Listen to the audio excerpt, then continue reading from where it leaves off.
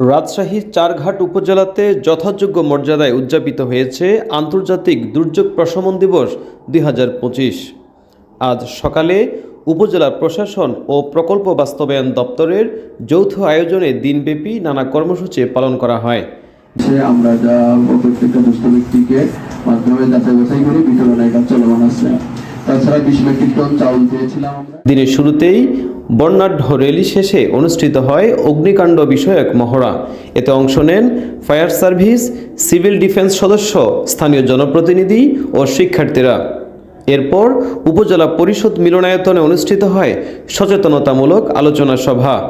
অনুষ্ঠানে সভাপতিত্ব করেন উপজেলা নির্বাহী কর্মকর্তা জান্নাতুল ফেরদাউস। সেইটাকেও আমরা মোকাবেলা করতে পারি, আমরা কৃষকদেরকে যেন বিনামূল্যে গামবুট দিতে পারি, কারণ হচ্ছে তারা যেহেতু মাঠে ঘাটে কাজ করে। এই ধরনের প্রকল্প আমরা অলরেডি পাঠিয়ে। এ সময় সংক্ষিপ্ত বক্তব্য রাখেন প্রকল্প বাস্তবায়ন কর্মকর্তা ফরহাদ লতিফ, উপজেলা সহকারী কমিশনার ও চারঘাট মডেল থানার অফিসার ইনচার্জ সহ আমন্ত্রিত অতিথিরা। বক্তারা বলেন, দুর্যোগ মোকাবেলার আগে থেকেই প্রস্তুতি নেওয়া গেলে প্রাণ ও সম্পদের ক্ষয়ক্ষতি অনেকাংশে কমানো সম্ভব। আলোচনা শেষে বিভিন্ন শিক্ষা প্রতিষ্ঠানের শিক্ষার্থীদের অংশগ্রহণে সচেতনতামূলক প্রদর্শনী অনুষ্ঠিত হয়।